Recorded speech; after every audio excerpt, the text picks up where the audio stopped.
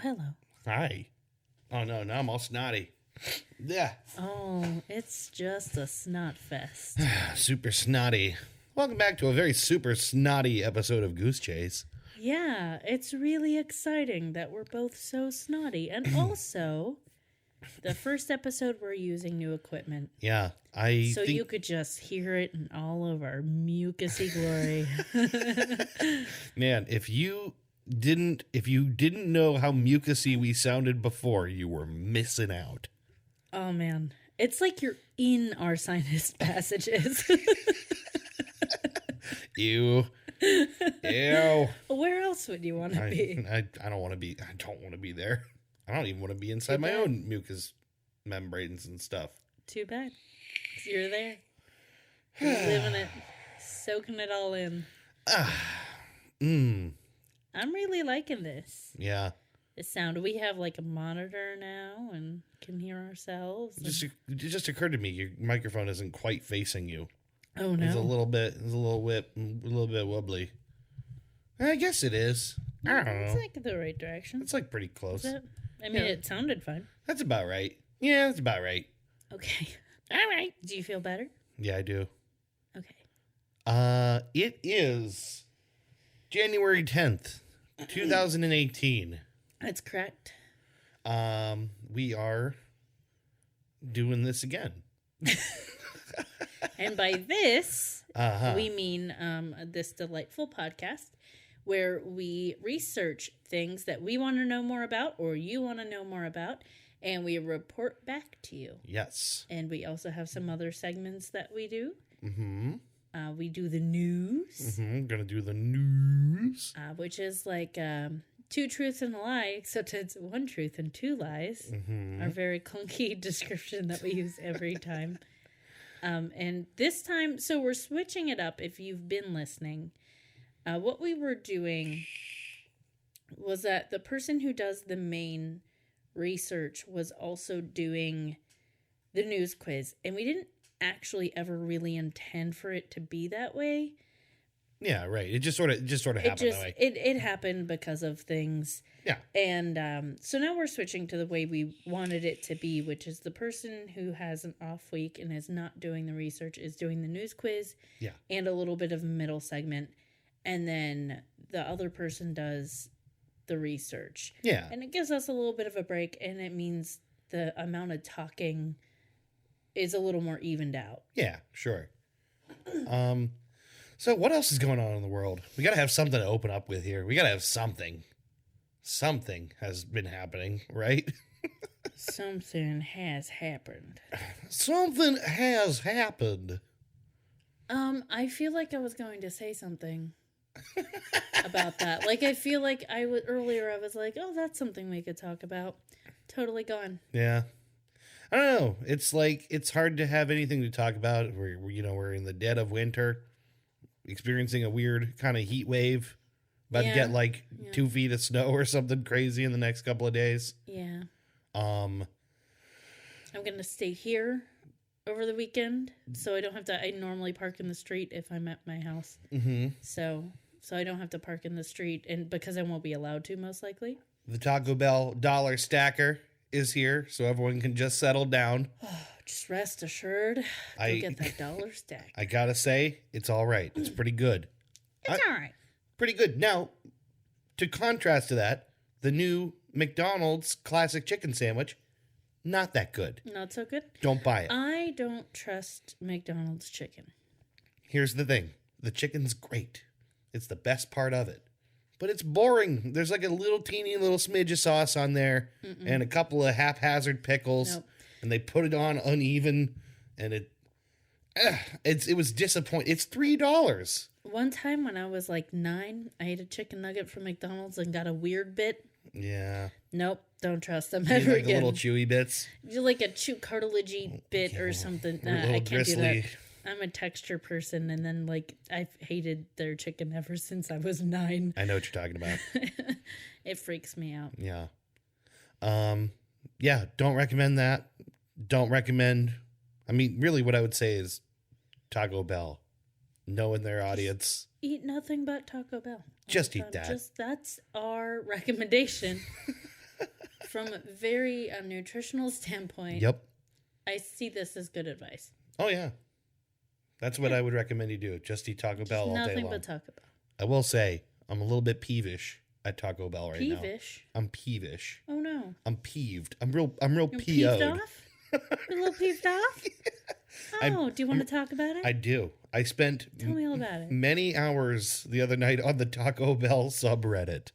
Because I thought you were going to say on Taco Bell's website, and I was going to say there's no reason for that. What are you doing, buddy? Just go get it. Just go get it. I was the subreddit had indicated. Well, here's what happened. They have this new Belluminati ad campaign, right? What? The Belluminati. Oh, I guess I did see something about that. Right. I just immediately thought it was stupid and moved on and didn't look into it. It is stupid, but it's also kind of whatever. I don't know. It's fun. Okay, what's a Belluminati, and why should I devour it? The Belluminati, as far as I can tell, are the overlords in charge of the dollar stacker.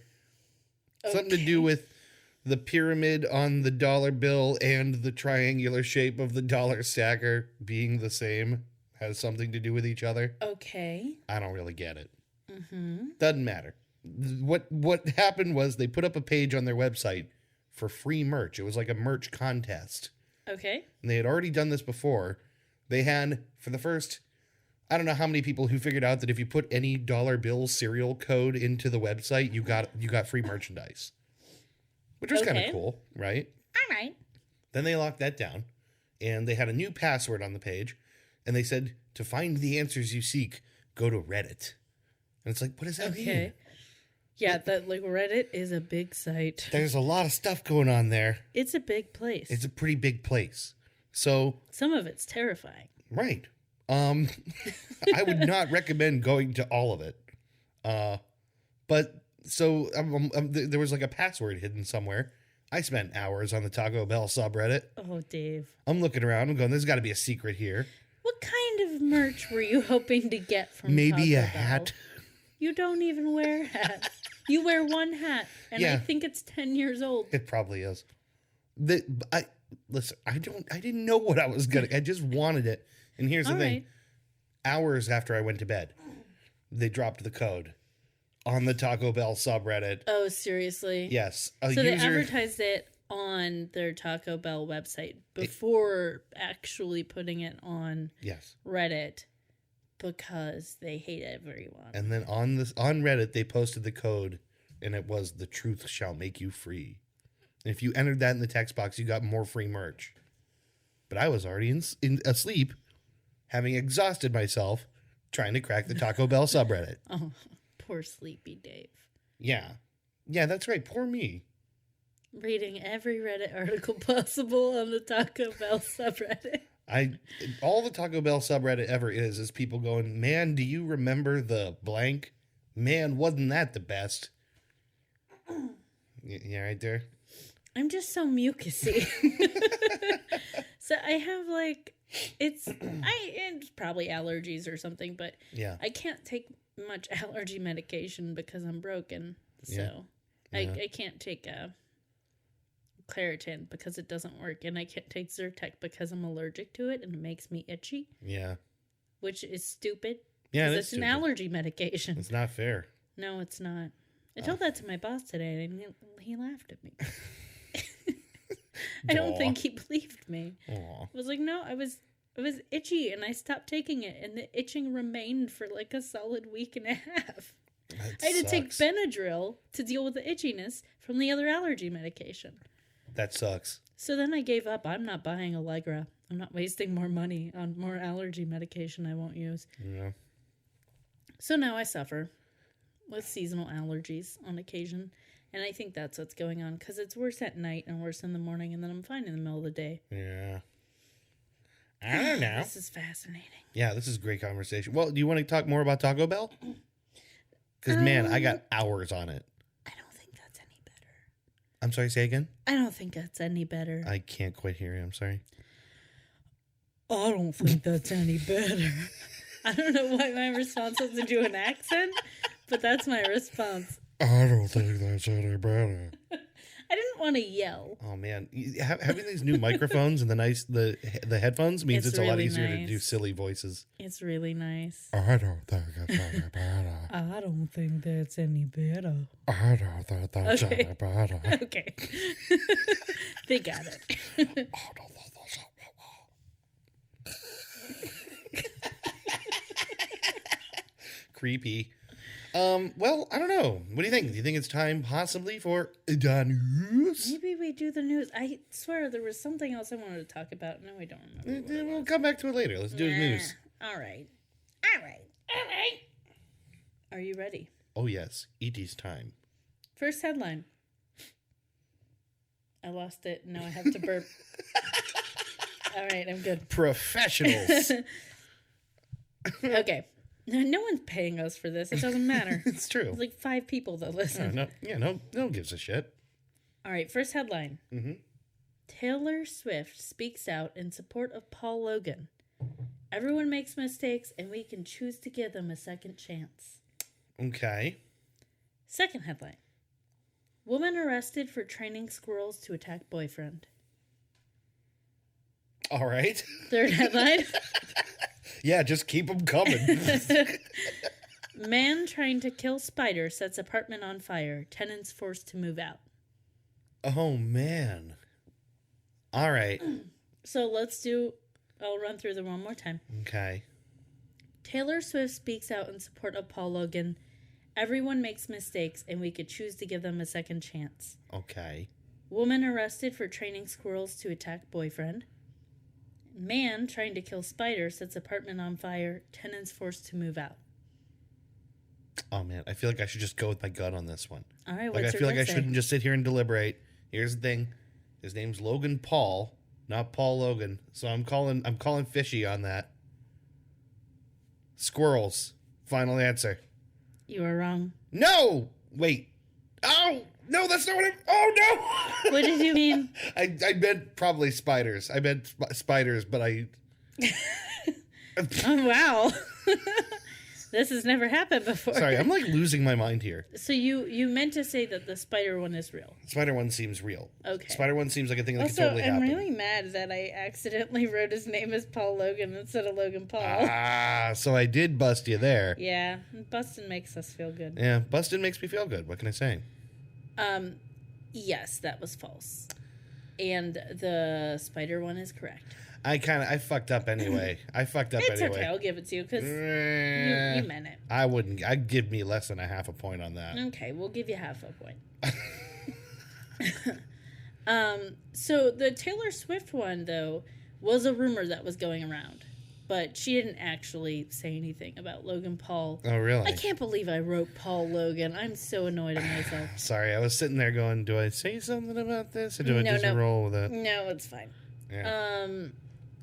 The woman arrested for training squirrels has gone around and around and around. I found it on Snopes. But the real one is, in fact, this spider? Yeah, a guy was trying to kill a spider with like a butane torch. And the spider caught fire but didn't immediately die. It then ran onto his bed and caught the bed on fire. I think everyone was safe. Everyone got out, but they had to like move out of the apartments. They were completely demolished. Wait, so the spider, while still on fire, Skittered went on into over, his bed? Skittered on over to like the bed. I don't know where the spider originally was, but I'm trying to find the Well, didn't an old news lady article here. swallow a fly and then a spider I don't to know eat why. the fly? She swallowed a fly. Yeah, and it wriggled and tickled inside her, I think. The spiders. That's probably that old lady's spider. Yeah, she probably died. I guess she'll die. I guess she'll die. Isn't that the bleakest Isn't rhyme it? ever? Yeah. I Like, guess she'll die. It's Anyway. very nonchalant. Yeah, right. And also, they were saying she might die when she swallowed the fly. Yeah, which, like, I've probably swallowed a lot of flies. Oh, yeah. I know I've probably eaten a fly here and there. And they're delicious. You leave open a plate of something at a barbecue, you're going to get a fly. Yeah. And also, if you, like, grab a fly and put it in your mouth, you eat a fly that way, too. Yeah, sure, you could just Just eat a fly. Man, I remember a kid actually eating flies off the windowsill in high school. I don't like that. Nope. Why was he doing that? I think there was something wrong with him. Was he looking for attention? No, I don't know. There was just something else going on. There's something going on with the kid. I don't know what was going on with him, but I remember him eating flies. You know what? What probably happened is someone dared him to do it, and he just wasn't capable enough in the head to not do that. That's actually kind of sad. I knew someone in high school who ate an entire pound, or attempted to eat an entire pound of Velveeta cheese. Oh, no. I remember this because I was around when it happened. I remembered his face going down and puke just spreading on the table. It was just cheese food. Yeah, you know. I wasn't there. I wasn't in that lunch period, but I heard about it later. You know what? I saw this. I had a crush on that guy. Yeah. I know. That's who I'm into. Can I tell you something? You've told me that more than once. Yeah. We've had this exact conversation like 4 times. I think it's it's all you have to know to understand me as a person. You have everything you need right there. It's super revelatory. Yeah, that's who I wanted. I had a crush on the kid who tried to eat a brick of Velveeta. Yeah. Also, he was not into me. Oh. But he was pretty into cheese. He was pretty into cheese. I can't blame him for that. I'm pretty into cheese, too. Cheese in air quotes. Cheese. Cheese foodstuffs. Mm-hmm. Stuffs. Foodstuffs. Foodstuffs. Foodstuffs. Foodstuffs. All right, I'm trying to get to this article to get more details. It's only taking me 20 minutes. Yeah. Spider set ablaze causes apartment fire in Reading. I like the phrasing of that. Yeah. Ablaze. Blaze it. Blaze it. Blaze it. 420. Blaze it. So, someone told the paper that a resident used a torch-style lighter to try and kill the arachnid. After spotting it in an upstairs bedroom, the flame didn't kill the spider instantly, however. The burning arachnid, I like that they keep using the word arachnid. Yeah, it's nice. Reportedly ran onto a mattress, setting it on fire. He said the fire also spread to the drapes and a flag collection. Okay. A flag collection? Yes. Well, that's a shame. Yeah. He's going to have to start collecting them all over again. You know, for a thing you're not supposed to burn, flags are pretty flammable. They're pretty flammable. They should stop making them out of whatever they're making them out of now. Why weren't they ever made out of pure asbestos? That's a good question.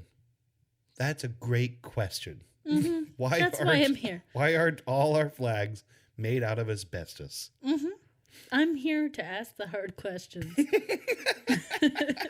And to get the facts because someone has to. God damn it. You know, I would totally watch you in like a grizzled cop drama doing that thing. That's really funny because today at work I made a really random joke. Oh God. My boss said something and I don't know, I was in a goofy mood. I just looked at him. I'm like, that's it. You're thrown off the force. And one of my coworkers walks over and goes, what? And I'm like, oh, you've just entered this weird fantasy I'm acting out in my head where I'm the captain and our boss is on the force and I just threw him off. Yeah, you're the chief of police. And her response was, are we in Star Wars? So that was my day. Leave your prize gun and badge on my desk. You're off the force. But yeah, I'm like, no, it's like more of a buddy cop movie, but yeah. I would watch me in a rugged cop drama. Chiefy fire report. Yes. Detective off of my force port. You could do better. Squinty grumpy chief. I like it. All right. I'm going to legally change my name to it. Well, as long as we're in agreement on that. So. All in a day's work. Middle segment? Middle segment. Hit me. I think I remember you talking about wanting to talk about this, and I am so excited. It kind of fits into our theme of the episode of me as some kind of grizzled law enforcement officer. Yeah. Because this is a story. A riveting story. It actually is riveting. It's about rivets. It's about rivets. And and how I like to rivet. Rivet. I like to rivet. I like to rivet. Everyone knows that about you. That's one of your hobbies. Yeah, just talking about rivets all day long. Just riveting around.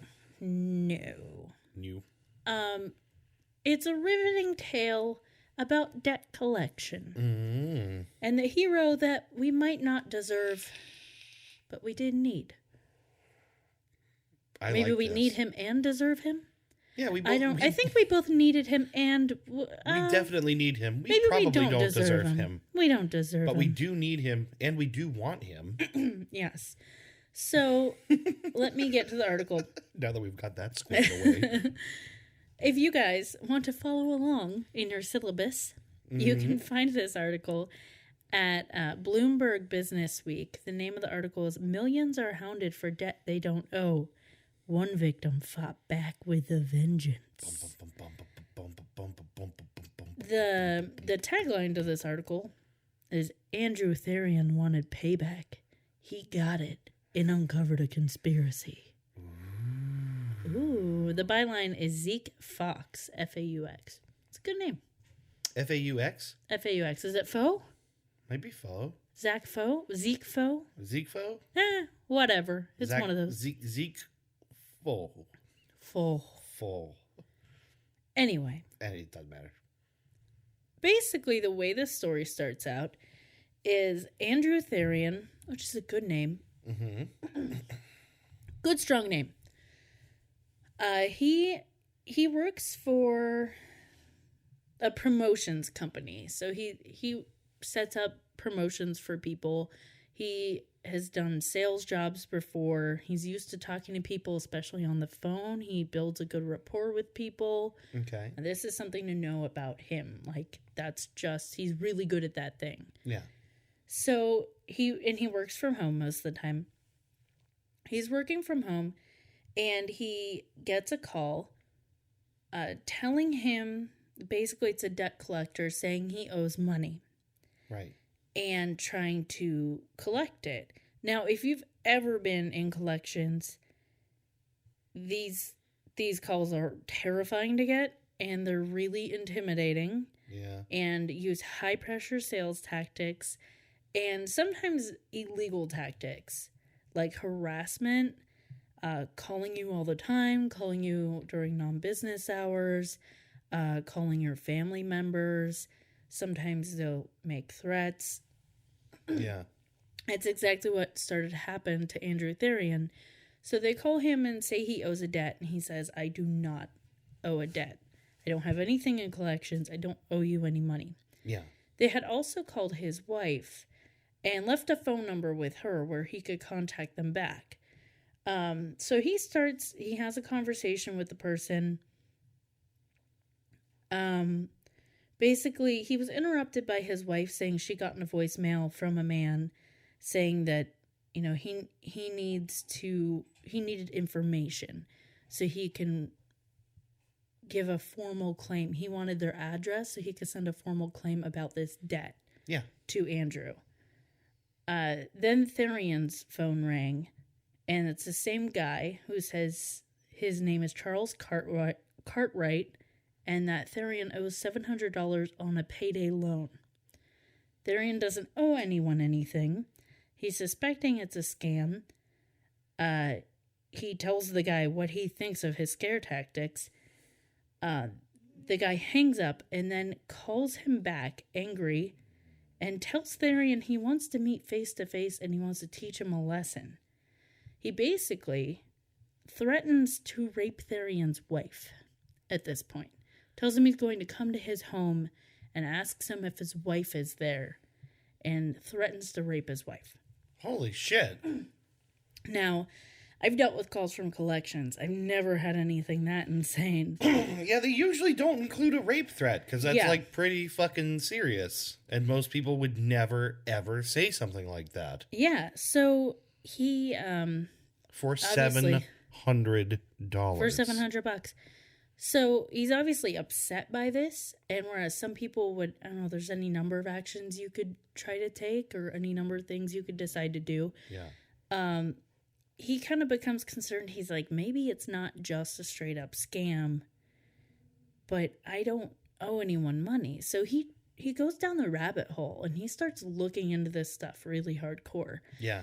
Only thing he could think of is that one time years ago, he did get a payday loan. Okay.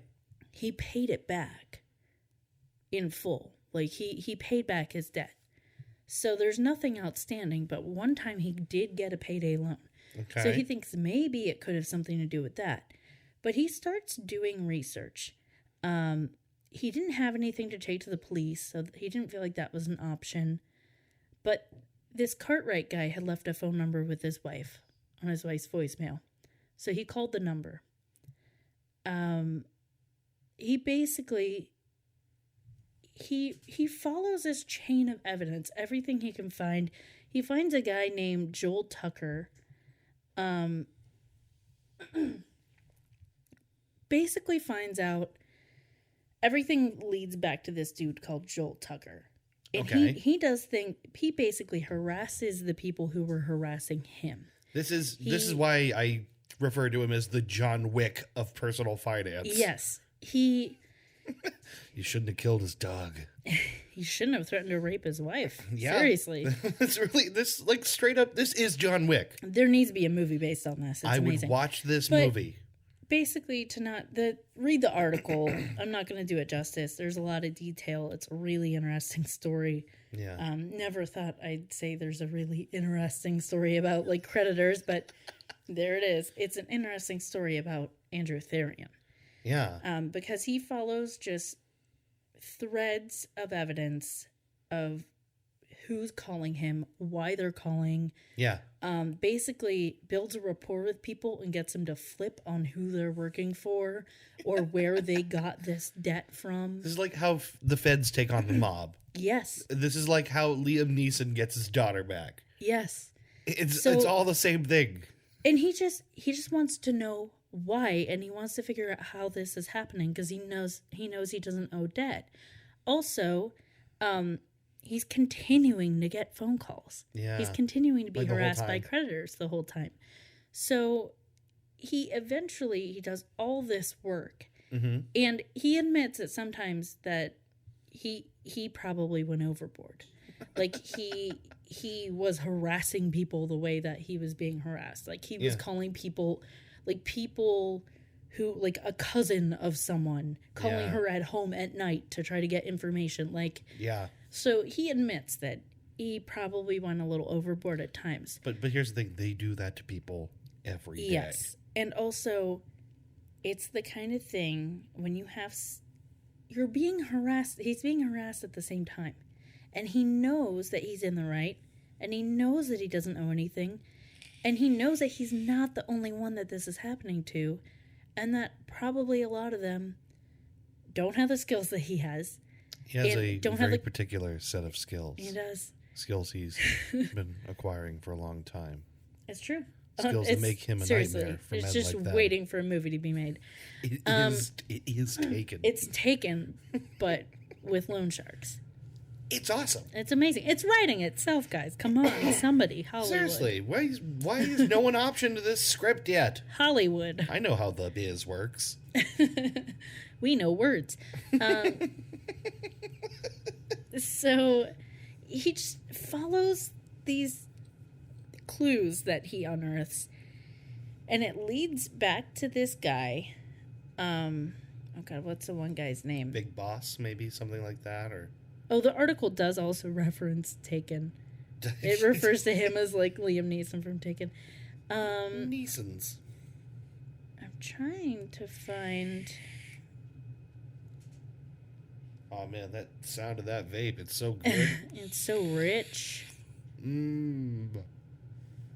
So basically, it all leads back to this guy named Joel Tucker, who once owned a payday loan company. Okay. And made bank on it and kind of helped other people open similar payday loan companies in a real shady way in order to offer these payday loans in places that have laws against it. Right. They did something like they made it so it's partially owned by like Native Americans. Oh, yeah, right, and then right. They're able to get around certain laws because of that. Yeah. And he made bank, and other people made bank off of this. But then they were doing like illegal shit, and feds caught on and started breathing down their neck. And yeah. So in these moments of, you know, about to lose all your money, mm-hmm. this guy Joel Tucker decided to do something very illegal and very even more illegal and even worse to make some money. This was Therion's theory. Once he started to sniff around this Joel Tucker guy, mm-hmm. is that he's the heart of all this. He's where all this fake debt was coming from.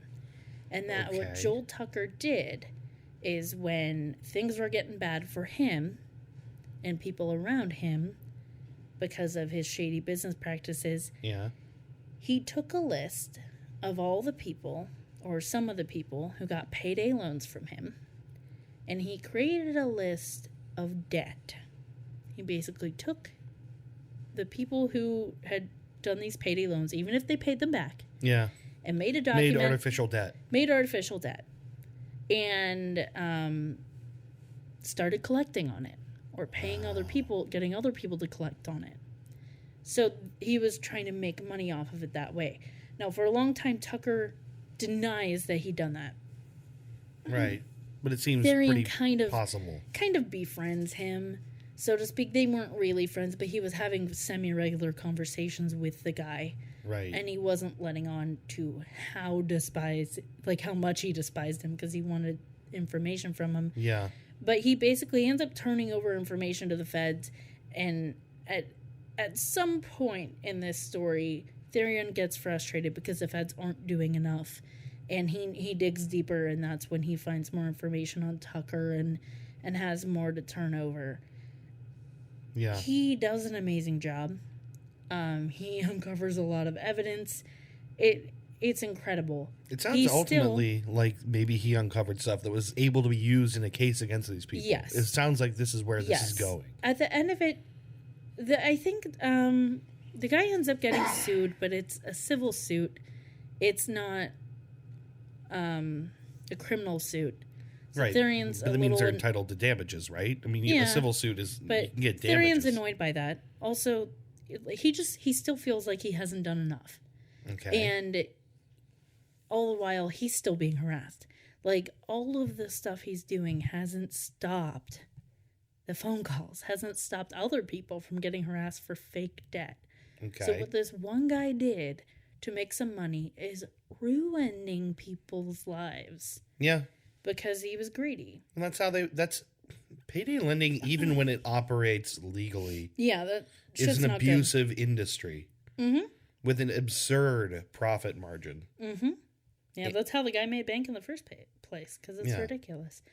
But Therion's amazing. Yeah. What an incredible, just normal guy who just happens to be good at talking to people, happens to be good on the phone, and can turn it around on these people who harassed him. Yeah. So he harassed the harassers until he got some real information to go on, which has resulted in lawsuits. God, what an incredible badass.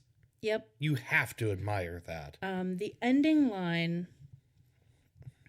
So Tucker at some point was talking to Therion, was kind of pleading for mercy. He said, "I fucking had enough harm done.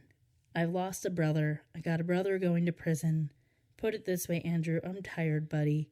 I'm fucking tired." And Therion says, "I'm tired too, because I'm still getting harassed by these motherfuckers." Like, no, I don't fucking care if you're tired. I'm still, I'm still a victim here. Oh God, what was the one thing he said at one point? God, I think I told it like to you. Old warriors. It's like old warriors on the battlefield. It's ridiculous. It's like cartoonish. Okay, so here's the line I wanted to read. So he's confronting Tucker at one point pretty early on. And Tucker says, "You think this is my fault?" And Therion says, "You got desperate because you spent $2 for every dollar you had." And Tucker says, "What are you talking about? Are you trying to micromanage my life? You don't know jack shit about me." Therian says, "I know what happened. You fucking stole money from people. I'm giving you the opportunity to come clean." And Tucker says, "I don't know who you are, Andrew. Who are you?" This is the best part. Yeah, this is Therian the line. says, "A person that you fucked with too many times." Now, this could just be a really good story that someone tells about themselves, except for the fact that this is recorded. Yeah, that this conversation exists on recording. This conversation exists, and the journalist who wrote the article heard it. So that is a real line. That's a real thing that Therian said to Tucker. A person that you fucked with too many times.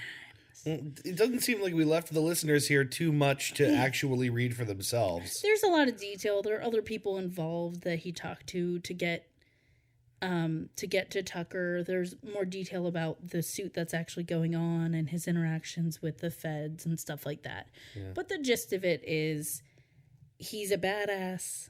He harassed the harassers to get information out of them and went full-on detective on this shit and found out who the root cause was, and legal action is being taken. It's literally like the movies, like a karate movie or something like that, where the dude works his way up through organized crime and then fights the kingpin. It's amazing. Every bit as dramatic and crazy as that. Yeah, it's amazing.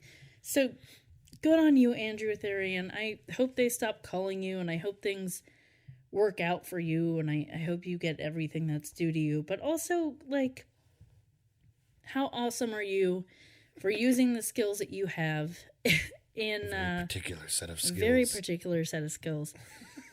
Not just because you were being harassed, but because you knew that other people were too. Yeah. So I wanted to talk about that because friends of ours posted it. We've talked about Jen before. I think she and Mel, I think they posted it.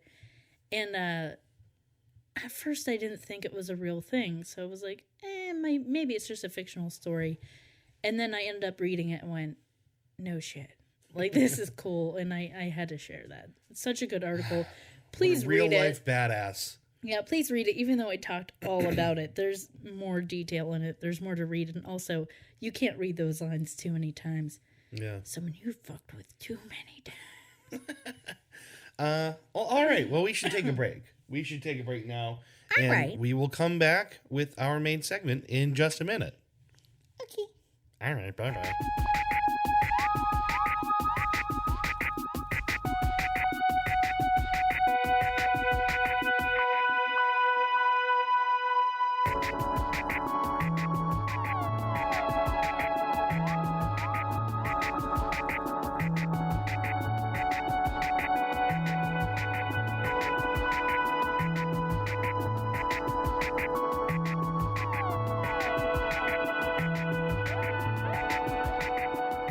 And we're back. And we're back. We are back with our main topic for this episode. The main event. Which, in this case, is Charles Bonnet Syndrome. Is it Bonnet? I thought it was Bonner. It is Bonnet. Bonnet. Oh, that's right. I thought it was Bonnet. Yes, I also did until I started looking into it. Do you know anything about this so far? I know vaguely what it is. I know just exactly what it is and no details around it. Okay. Well, why don't I just jump right into it? Let's do that. So Charles Bonnet Syndrome originates with someone named Charles Bonnet. Mm-hmm. Not surprisingly. I knew that. He is a Swiss naturalist who lived from 1720 to 1793. Naturally. He was the first person to describe the symptoms that would later be known as Charles Bonnet Syndrome. I'll say this at the very start. When I initially started searching for this and looking for information, one of the things that surprised me is exactly how many pages at the top of the search listings were from the British National Health Service, NHS, domain. A lot of information coming out of there. I also learned that .uk is a thing, not .co.uk, but .uk. which surprised me. I guess it's probably like their .gov, maybe. Oh, yeah. Is .uk. Okay. I didn't realize that. We're learning all kinds of things. Yeah. So Charles Bonnet in 1760 observes symptoms in his grandfather that no one had seen before, or no one had documented before. It's over 250 years ago now. What his grandfather experienced was, after losing his sight, he began to suffer from odd visual hallucinations. Okay. To hear his description, his grandfather had hallucinated men, women, birds, carriages, buildings, scaffolding, and tapestries. Like he thought he was actually seeing them? So yeah, he really thinks he's seeing them. Okay, so he knows he's blind, but he feels like he's actually seeing things. Right. He's lost his sight, and yet he's experiencing all of these strange sensations, like weird things around him that he's reporting. So it's kind of like phantom limb syndrome. Like, you don't have a leg because you had it amputated, but you still are feeling pain from it or sensations from it as though it's there. That's a really good observation really early on. I'm surprised you got to that so quickly, but yeah, it's a lot like that. Oh, you know me. I know all about phantom legs. The thing is, here's for me where I go, okay, this is over 250 years ago. It's not a small amount of time at all. It's surprising to me when you look into it, how many doctors don't even know that this exists. People don't know this is a thing. And for reasons that we'll get to eventually. Okay. So I want to talk a little bit more about what this experience is like for people like modern day, because a lot of people experience it. And it was described in a TED Talk, which I highly recommend. Oh, okay. Maybe something we can watch later. Can you give us some details on that TED Talk so we can find it? The TED Talk is given by a neurologist named Oliver Sacks, who speaks to an audience February of 2009 in Long Beach, California. Okay. He describes patients of his who have relayed experiences to him that I think are just crazy. Wild stories. Any examples? Yeah.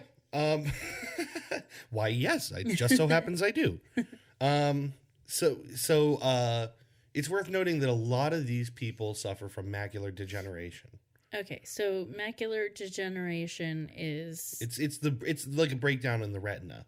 Okay, and so it eventually causes blindness, but it can be a somewhat slow process of like you kind of know it's coming. Yeah, and not even necessarily total blindness. It can just be a complete like a breakdown that occurs over a long time that ends in almost blindness. Okay, I think I've known a couple people with this actually. Yeah. Some of this guy's patients, here's one. A woman named Rosalie, a blind woman in her 90s. She reported to him that she saw people dressed in bright Middle Eastern dress going up and down her stairs all day. Okay. Very weird and specific. Yeah. And I'm assuming she wasn't from the Middle East? No, well he's a British neurologist, and I assume that this is in England where the people that he sees. So even weirder that it's like very specific and not her norm. She also reported seeing little people like elves or fairies climbing up the sides of her wheelchair. That'd be pretty sweet. Sounds kind of sweet. Also sounds kind of terrifying. A little scary. If you like gnomes, it's okay. Yeah. As you do. If you're our friend Jordan, that would not be okay. She does not care for gnomes. She does not care for gnomes. She's quite frightened of gnomes. Yes, I felt really bad when she came over and her boyfriend Dustin pointed out that he was surprised she was handling being in your house so well because I have a billion gnomes everywhere. I should have pointed out it is not a no-gnome zone. It is not gnome free. It's the not no gnome zone what I always call this house. It's not not a new no. It's not a no gnome zone. It is a no gnome. No, it's not a no gnome zone. It's not the no gnome zone. There's some new gnomes and some not some new gnomes. in This is this getting zone. very hard to keep up with. I always say, come on down to the not no gnome zone. That's what I'm always telling It's like people. you always say. I'm always saying that. Always saying that. Another one of this guy's patients reported that several weeks after brain surgery, she started seeing Kermit the Frog around her. Like all over the place. Like she would just see Kermit, and sometimes he was happy, and sometimes he was sad, and sometimes he was a little angry. And then he was initially in just the left half of her view, and then eventually occupied less and less space of her field of view. So, like, in her peripheral vision, she would just see a little bit of Kermit. Yeah. Which is weird, right? Yeah. Another woman, whose name was May Orr, reported having woken up one night to find every surface of her home was covered in fur. Oh. How creepy is that? That's weird. The walls and the like tables and stuff, everything. But she would get close, and she couldn't see the fur anymore. And she realized that the fur wasn't there. But she'd back up, she'd see it again. So a couple of things come to mind right now. Okay. One is, I just wonder what is it like to be blind generally? Like, do they always constantly see images in their minds? Or, I mean, are we talking more about people who aren't completely blind, so they do have some things that they could see? It seems like that's a case for some of them. I think generally speaking, blind people are not always seeing things all the time. Right? Like, that's what... And we'll get into a little bit some of the things that they can do with an fMRI. Okay. Which, and then the other thing I was thinking is, like, I've hallucinated before. Usually, like, I have sleep paralysis sometimes. Yeah. And I remember, like, even recently, we were laying down in bed, and I started telling you about, I was kind of half asleep, but I was still awake. And I started telling you about the things I was seeing in my head. Like, I was, like, hallucinating, basically. I was kind of starting to dream, but I wasn't asleep yet. Like, my brain was just kind of getting into that mode. Yeah. And I was kind of looking up at the ceiling. Or no, my eyes were closed, but there was, like, it was like there was a pattern there. And it was something weird that it was. And it was, like, starting to move and stuff, and I started telling you about it. I remember doing this, and I forget exactly what it was, but I was like, this is really weird because I'm not asleep. Yeah. But this is very strange for me to be seeing this. That's weird. So I just wonder if it's like similar to like sleep paralysis, to that like almost partially awake thing. Is it similar to other hallucinations, or does it work a completely different way? And maybe you found info on that. Well, we'll get there. We'll get to talking about it. There's some theories on what's happening. There's another woman whose name is Brenda Brown. She lives in Canada. Her story was nuts. She went on vacation with a friend, right? Mm-hmm. To somewhere, I forget where. It's in like the 70s. It's like nice weather. Wisconsin. Maybe, who knows? It's nice weather. It's like in the 70s, and she gets up and looks out her window and sees that there's snow everywhere. And she goes, wow, that's amazing. Right? So she goes and like gets her friend and tells her friend about all the snow. And her friend begrudgingly gets up and looks out the window and says, there's no snow out there. You're crazy. Go back to bed. Right? Wow. Mm-hmm. She doesn't see it. Now, the thing is, for the rest of this vacation, the friend is kind of looking at her sideways a bunch for obvious reasons. Because wouldn't you be like, okay, there's something wrong with my friend? If someone woke you up and went, come look at all the snow. Oh my God, it's so crazy. It's so nice here. It was so nice, but come look at all the snow. And you wake up and there's no snow. I'd be like, all right. Yeah. All right. That's cool. Let's keep an eye on that. Yeah, I'd be looking for like drugs or mental illness like immediately. Yeah. But basically, you know, the woman sees more things.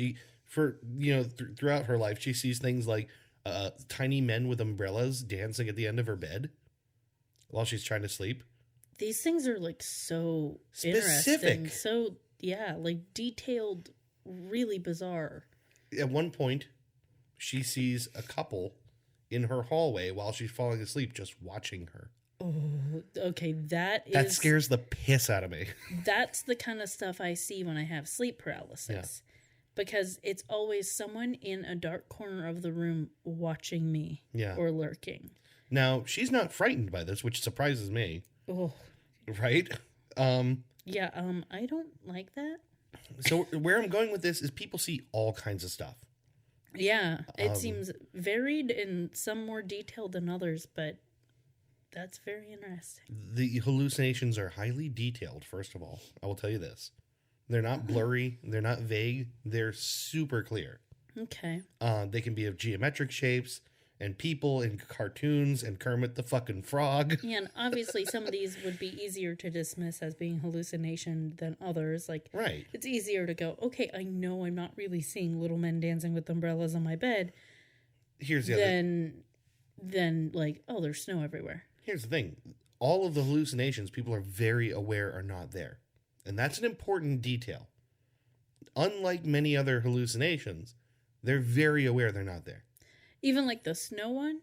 Well, that's the thing. The snow story doesn't line up because everyone else says it's very easy to distinguish. I mean, it looks like they're there, but they know somehow in them it's not really there. Well, and even probably partially because they can't see. It probably looks more clear to them than other things look, even the people who do have some vision. And the thing is, with the woman with the snow, she knew there couldn't be snow. Yeah. Because she knew it was hot outside. Like, she must have known. But still, like, this is new for her. This is, like, the first time that this happened to her. Mm-hmm. So, I can see that being like, hey, can you just come look at this? Right? Yeah. Like, hey, it's snowy out. Isn't that, like, impossible? Come look with me. So it's different enough that it's pretty easy to pick out that this is not something real. It's unique in that way among a lot of different kinds of hallucinations. So again, I return to this point again. If this is so, I mean, these stories are crazy. Like, you would never forget a story like this once being told. So how do so few people know it exists? Right? Mm-hmm. There's a probable answer to this, which is that, and I think it's the same reason that the British NHS has all these pages about it in an attempt to explain to people what this is that many, many people who experience these hallucinations don't report them. I was going to say they don't want to talk about it because they feel like they're crazy. Yeah. Because, I mean, and you know, that makes perfect sense. People are afraid they're losing their minds if they see something that they're aware is not there and actually something that's impossible, right? Well, it's just like what we said. If someone came to us when it's like really nice outside and you know there can't be snow and goes, look at all the snow. What is our first response? To be like, okay. Yeah, right, exactly. You look at them differently after that. Yeah, so I totally get that, but it's the same issue we have with mental illness is, you know, not reporting when things are going on, not getting help because of the stigma attached to it. Right. And the other thing is that these people don't realize that their hallucinations are unique in a way, too. Because unlike, you know, hallucinations that people experience due to schizophrenia, for example, people do not interact with their hallucinations. It's very distinct with Charles Bonnet Syndrome. It's like the hallucinations are doing something, but they don't have anything to do with the person seeing them. Right. And the people experiencing them can see that distinction. It's like they're aware on some level that it's just something that they're seeing. So the hallucinations won't threaten people typically. They won't talk to them or, you know. That's probably a reason that she wasn't afraid. The one woman wasn't afraid when she sees them in her bedroom. Partially because she knows they're not really there and it's not real. And partially because it doesn't feel like a threat because they're not really interacting. Yeah, it's exactly that. There's a level of separation where, especially for people who have been explained, you know, what they're experiencing, it's even more clear that these are just things that they're seeing, but that don't feel necessarily real. So let's see. I wrote that you know, when you couple the fact that you know, it sounds crazy with the fact that so many people who are losing vision are older. Yeah. The first thing people would think is dementia or... Right. And so you can really see why so many people wouldn't say anything about it. Yeah. Well, that's really sad. It is really sad. Because also, this is really interesting, and I imagine that studies that could be done to understand the brain and, you know, what's actually going on, since this is such a distinct kind of hallucination. Yeah. No, yeah, well, they do study this, obviously, and I'll get into that a little bit. I want to note here real quickly, it's estimated as many from anywhere from 1 to 10%. This is a really wide range, but it's hard to get numbers on something like this. They're still working on that. As many as 10% of people who have experienced partial or full blindness can develop these hallucinations. As many as 10%. Is there any reasoning or any deduction as far as why it happens? There is. Why it happens to some and not others, or why it comes on suddenly? The guesses. There's a lot of guesses. There's not a lot of good explanations as for why it starts. They have a lot of ideas about what's happening when it's happening. Mm-hmm. But as far as why it starts, about the best answer anyone's able to really offer is, well, yeah, it's kind of like a phantom limb. It's kind of like, you know... Yeah. One of these things where if you lose a sense, you get these, you know, strange side effects from losing the sense. And I'm wondering what the neurological equivalent to looking in a mirror would be for this. Because if you have, like, phantom limb syndrome, what they say to do is look in a mirror so your phantom limb would be visible and like do things that you would be able to sense if it was still there. Yeah. And then it basically makes your mind look at itself and go, okay, it's not there. You can't feel anything there because it's not there. Right. And it at least can give temporary relief in some cases. I just don't know if there's an equivalent for something like this, really. The truth is there really isn't. There really isn't. And we'll get into, you know, sort of treatments or things that people can do, but it's pretty minimal. Yeah. Realistically. You just kind of got to deal with it. I mean, I just keep coming back to that thought that they can distinguish them. Like, they know that it's not real. That's at least reassuring because they know when it's happening. It's like, okay, this is a thing that happens. Yeah, I think that's a big factor also just in my research. If that is true, and obviously I don't have any firsthand accounts that I can speak to. I've seen some people talk about it online, and in their case, there are some experiences that are more frightening than others that some people have had. But for the most part, people, you know, detail it as though it's just something that they're aware they just have to get on with. You in their just get lives. used to.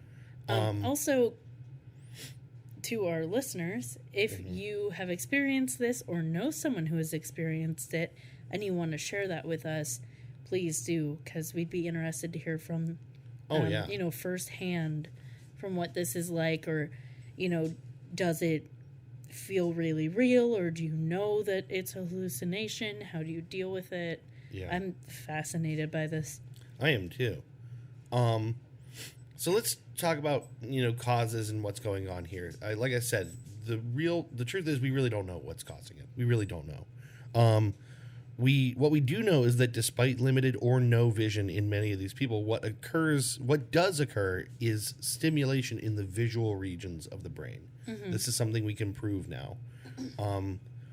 And I think to understand this, I have to talk a little bit about how vision works. And it's something that totally blows my mind. Mm-hmm.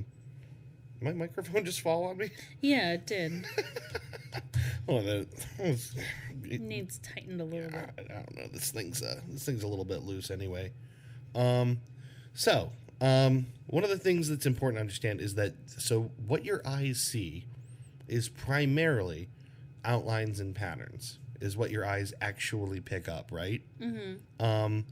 They say that all of that gets processed by the primary visual cortex, which actually takes in like a surprisingly little amount of information. This really surprised me. Okay, so your brain kind of fills in a lot of blanks. A lot of them, which still doesn't make sense to me. I could have this explained to me over and over again, and it still just doesn't make sense to me. It's like at odds with how you experience the world. Well, the thing that kind of pops in my mind is, I mean, I know in general, our brain does a lot of work. Mm-hmm. It does so much to, like, make shortcuts. Yeah. and things like that. So if you see something, your brain kind of just makes a lot of assumptions and fills in the blanks. Yeah. And that's why there's that thing that goes around every 6 months on Facebook that's like it's a paragraph, but every word has letters misplaced in it. Yeah. But you could still read it fairly easily. Yeah. Because your brain just makes it easier for you. Yeah. It fills in the blanks. It assumes that the word is the word. Yeah. And makes it easier to, get through life when it just puts things together for you. So, like, in that case, I think you can swap the first and last letters of a word. Yeah. As long as the first letter and the last letter are the same, you can swap any of the other letters in between, and you'll be able to read the word. Because your brain basically takes it all in as one chunk, first and last letter being really important in how you read a word. Yeah, we don't really read the word one letter at a time. We read it as a group. Yeah. So your brain still recognizes it as a group and just makes the assumption, that's what you meant. But that's why, like, you misread things when it's like similarly spelled to something else, but that's kind of what this feels like. What you're talking about is like your brain is given very little information and it does a lot of work behind the scenes to make your life easier. I think that's really what it is that your primary visual cortex isn't doing all the heavy lifting of creating the reality around you. Mm-hmm. A lot of that is happening in higher levels of the brain, and that activity, by the way, is something that we can measure with an fMRI. So what is an fMRI? So functional magnetic resonance imagery or something like that. Okay. I'm not 100% sure if I got the F right, but basically they're able to feathers with magnetics, and watch the electrical activity of your brain. Fluflarp. That's what the F stands for. That's it. And so they can use this to look at the brain and see where electrical activity is happening inside of it. Okay. And then based on where it's happening, make certain assumptions.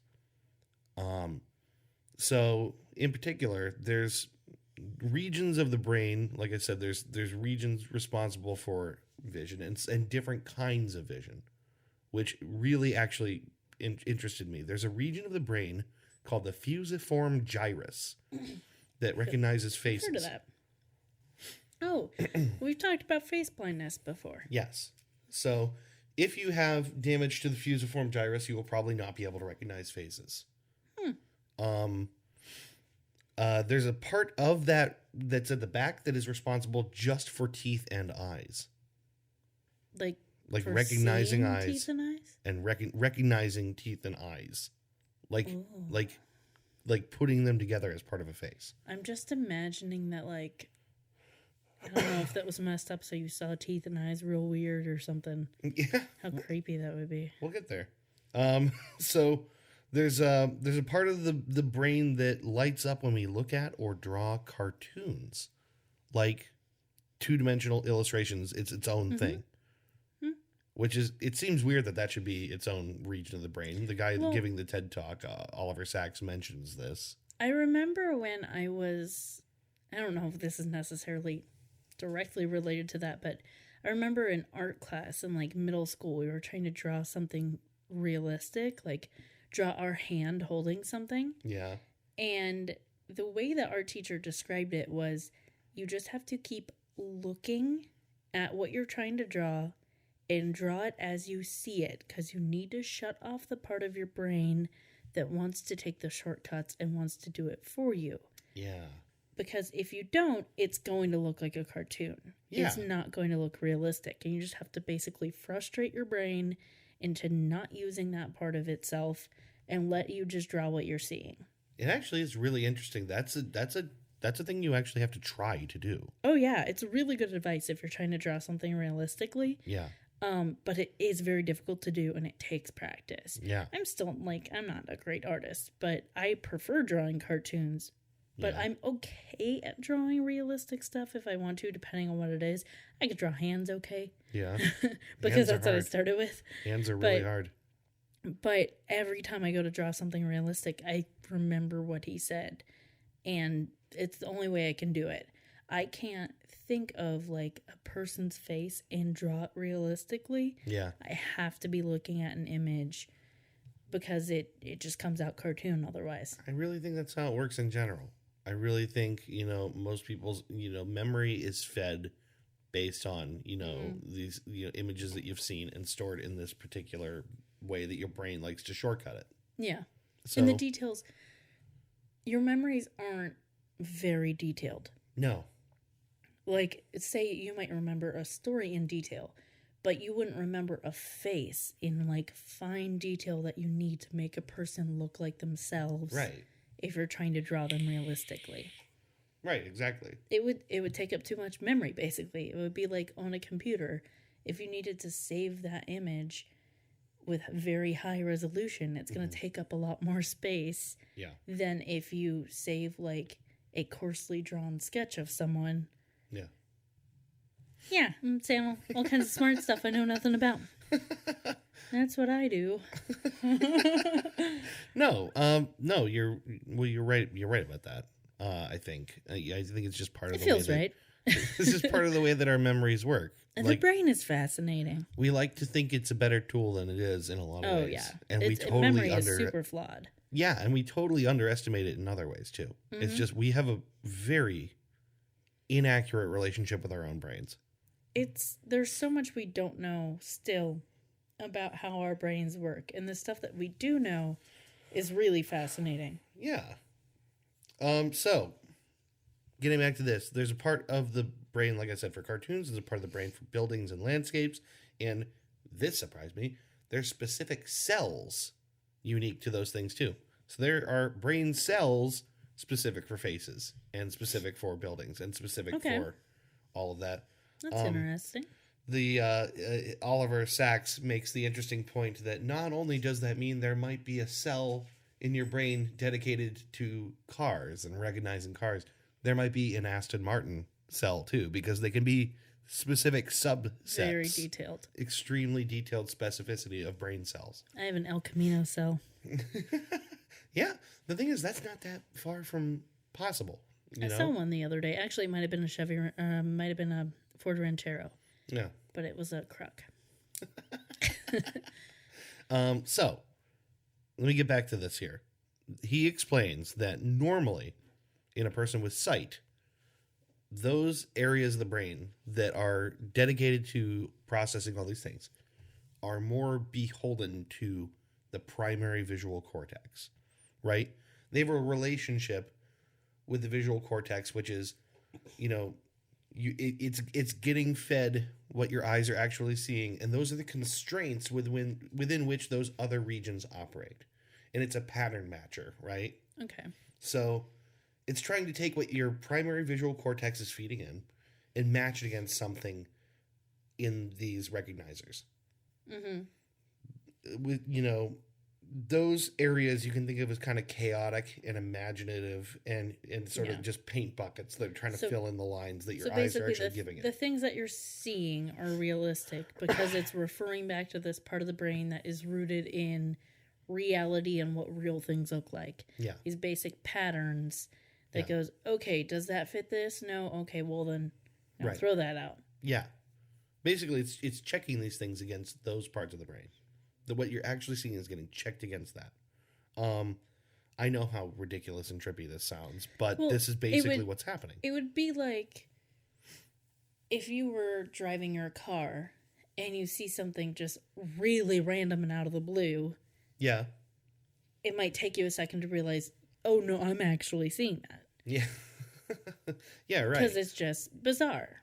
Yeah, let alone like new things, which always sort of force you to stop and take in a lot of detail and, look over and analyze them because they don't match the bank, right? Yeah. So when sight is interrupted, the interesting thing here, these higher visual areas, the things that they are creating are no longer bound in the same way through the primary visual cortex. And so what happens is sometimes they just seem to be making their way into your perception. They're not being checked. Yes, it's like it's an imaginative process that is making it, instead of, having to be accessed normally through vision or through other channels around the way, like memory or daydreaming, they're making their way into your actual perception because they're not checked by the primary visual cortex. Yeah. Is basically where this is going. It went on hiatus because there's no need for it because it's not getting visual stimulus. So it goes, all right, I'm taking the week off. And then everything that you basically think just becomes a vision. Yeah, which is, and not everything all the time, but it's like you can think of it as like this bubbling cauldron, and every now and then a bubble just pops out, and that's just something that makes its way. Also, it's so fascinating, especially when you put it that way, that this is just stuff that's going on in a part of your brain in the background. That you normally don't access. In this case, it just comes to the foreground. It just becomes this hallucination. But the stuff that's going on in our heads at all time that you have no idea that's going on in your head, like the subconscious things that are a brewing in this cauldron, so to speak. Yeah. It's amazing. That's why dreams are fascinating. Yeah. Because it's just the stuff that is going on when you're not conscious of it. Right. Is bizarre. Well, it makes me think about drug hallucinations. Right? Like people regularly don't know why they trip what they trip. Yeah. It's just this thing just came into my head. This beautiful pattern, or I was out here, or there was a guy just like weird things. That's very similar, it sounds like, to the kind of things that people experience here. They're like very odd. No very explanation. Specific. Yeah, no great explanation. Just like the woman with Kermit. Kermit just kept showing up. Yeah. She has no connection to Kermit. She actually, they quote her in an article I read from NPR being like, why Kermit? Yeah. Why Kermit? Yeah, it's not like she was a fan of Kermit the Frog. It's just like he was something she'd seen before and keeps showing up. That's it.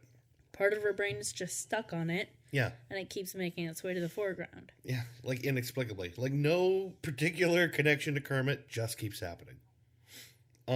So, yeah, like I said, it's still pretty unclear exactly why this is happening, but they can track it with the fMRI. So when someone experiences, and this is where for example, if someone has a hallucination of a man with odd teeth, which does happen. There was one woman who talked about seeing a man with like half of his face had weird teeth. And they were able to, while this was happening, track not only patterns in the part of the visual recognizer that is responsible for faces, but also abnormalities in the part responsible for teeth and eyes. That's really cool, because basically they're showing that she's really seeing this, so to speak. Yes. Like her brain is recognizing it. Yeah, the parts of the brain that should be responsible for what she is seeing at that moment are active. Pretty really wild. Cool. Yeah. Which I just think is very interesting that they can actually see mechanically that the brain is working in that way. Anytime they're able to tell anything that the brain is doing, like it's able to verify that like the brain is doing this because we can see this result on this scan. It's like fascinating to me. Yeah. We watched that Vsauce episode where he takes the hallucinogenic drug. Yeah, ayahuasca. And they do like some brain scans, but nothing too crazy because they're out like in remote area and they gotta, use what they can use. Yeah, they've just got a small thing they can clip to his head and look for certain signal waves. But they're still able to distinguish like the difference in his brain patterns before and after taking ayahuasca. Yeah. It's amazing to me. It is amazing. That brain was lit up like a Christmas tree. Yeah. It's so cool what we can do. And I everyone always says it. I really think neuroscience, that's the frontier. That's the 21st century. That's where we're going to make our biggest developments. It's not going out into space. We've right in here. We've explored space. We've explored the oceans. Get inside them brains. We don't know enough about the brain. We just don't. We really don't. So I'm just going to wrap this one up here on a little bit about the prospects for someone who might be diagnosed, or what that might mean for somebody. Like I alluded to earlier, there is not a cure for Charles Bonnet Syndrome. There are some medications that they can give people that will maybe reduce the frequency and the severity of the hallucinations, but they're pretty overkill. They're designed for other conditions that it can end up being worse. Maybe like possibly like schizophrenia or something, or I can't remember specifically what they were, but yeah, they're designed for other conditions, and the side effects make it sometimes not worth it. Yeah. One thing that the experts stress, and again, this comes back to the awareness issue, just letting people know that this exists and that it is somewhat common can make a really big difference to people who are afflicted. Yeah, like you're not crazy. There's nothing to be ashamed of. It's just a thing your brain is doing, and, that's okay. Other people will deal with it. Yeah, like just knowing that it's a thing that doesn't mean you're crazy is really huge. Mm-hmm. And it can make it easier to live with hallucinations when you know the kind of hallucinations you're having, where they're coming from, the fact that you're not going to start arguing with them. They're not going to start threatening you. It's just part of your vision. Having a name for something you experience, having a label for something you experience, sometimes makes it a lot better and easier to process, because it's easier to address something that is a known entity than something that is just this vague occurrence. Yeah. It like going back to dealing with sleep paralysis. The first time that happened to me, it was terrifying, and it's still terrifying, but I didn't know what it was. Yeah. And I was freaked out by it. Yeah. And now when it happens, it's still unpleasant, but I can, once I finally wake up, go, okay, like, that's a thing that happens sometimes. I know what it is, and calm myself down and go back to sleep. Yeah. Because I know what it is. I know it's a thing. I know other people deal with it. I've talked to other people about it. Yeah. It's not as scary, and it's not as real, because I know what's happening. Yeah. No, yeah. I think that's really it. It's just having something to wrap around that experience helps you contain it a little bit. Yeah. So basically, that's more or less the end of my research here. I do think that since awareness is so important, I mean, if you have someone in your life, listener, somebody who has experienced sight loss or macular degeneration in particular, or some of these things, if you have someone close to you, I mean, you don't want to just start running up to the nearest blind person and, hey, do you see things? Am I here right now? If you have someone close to you, it might be a good thing to talk about sometime. There are people that experience these kind of things, these kind of hallucinations, and if you do, that you're not crazy. It's very common, or somewhat common. Might not even need to put like a sharp point on it, but just mention it in conversation. Oh, hey, I heard about this thing that happens sometimes. Yeah. To people who are blind, or I want to say hard of sight. Couldn't think of a better hard of sight word. Sight impaired. My brain is struggling. That is a thing we should say. If you can say hard of hearing, you should be saying hard of sight. But just be like, oh, hey, I heard of this thing and I thought it was interesting. Yeah. And, if the person experienced it, maybe they'll choose to share that experience with you. But yeah, there are so many things that we should be talking about more. A, because they're interesting, and B, because people need to know that they're not alone. So yeah, let's talk about it. Yeah, this is a thing that people should be aware of, because not being aware can be very, very scary for somebody. So yeah, I hope that that people talk about it more. I hope more people are aware of it. That that no one ever feels like they have to live with that completely alone. Yeah, that's a bad feeling. So that's it. That's Charles Bonnet Syndrome. In a nutshell. Thank you so much for that. Yeah. That's really interesting. I'm now more fascinated by it than I was before. It's so trippy. The idea that you can see things as like things you don't even you can't figure out why. Like normally with dreams or hallucinations, it's like, oh, these are people in my life. Oh, this is like a place I was. this is like, why Kermit? Why Kermit? I don't even really like the little Kermit. men with the umbrellas on the bed? Like, it's not like a thing she's experienced before. Yeah, right, exactly. It's like they're so specific, and it seems like they recur, too. Yeah. Which makes it really, really it's almost curious. like an obsessive. Once it comes out, it's like an obsessive process the brain is doing where it's like, gotta give you this again. Yeah, right. Yeah, that's really interesting. I hope they learn more and more about it. I do, too. I finally remembered the thing that I wanted to talk about earlier. Oh, really? What was that? I just wanted to briefly mention that we're DNA testing the dog. I forgot to say it. Yeah, and he hates it, by the way. He hated the cheek swabby. Yeah. It was He not freaked fun out. for him. He freaked out. Yeah. He freaked out. I'm scarring this dog so I can know what he's made of. Meat. I can tell you that. He's made of meat. He's made of some kind of meat. Yeah, meat and poop, mostly. Yeah, that's about right. Yeah, I mean, I'm curious to see what they find. I hope they can find something. I hope we got enough on the swab. I don't know. We might find out exactly what we've already been told about him. We might find out something new. We might find out he's a serial killer. Oh, yeah, no Have DNA you seen test that can tell you video? that. Have you seen that video? No. It's from either Funny or Die or College Humor. I forget which one. It might be Funny or Die. But it's basically like someone walking his dog and people keep asking him what he is. And then when he says he doesn't know, they're like, oh, you should get your dog DNA tested. I did, and I found out this, blah, blah, blah. Okay. So finally he decides to do it. And when he gets the results, he finds out his dog is like a serial killer. And his dog like stares him down. And he just goes with it. And he tells his dog he'll never tell anyone. That's weird. It's weird, and I love it. And it's the thing rolling through my head when I think about finding out what Bo really is. Yeah. I just want to be able to give someone an answer when they say, oh, what is he? He's so pretty. He's called a dog. I'm pretty sure he's part porpoise. Today I was telling him that he was a seal. I was like, Bo, we're going to find out you're really just a land seal.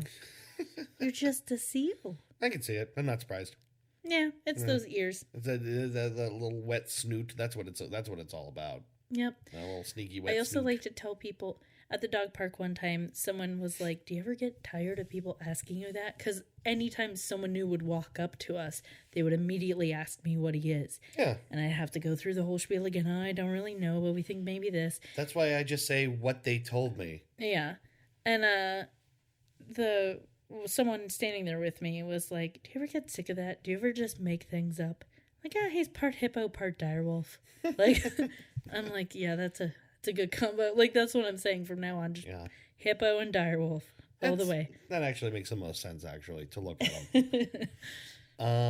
But anyway, we'll do a segment on that when I get the results. Yeah, that would be actually a really cool thing to talk about on this show. Is what we found out, what we learned about him. If you guys would like to field some guesses, maybe I will. They don't have a photo of him. They don't know. Oh, let's post a photo on the website and on the Facebook.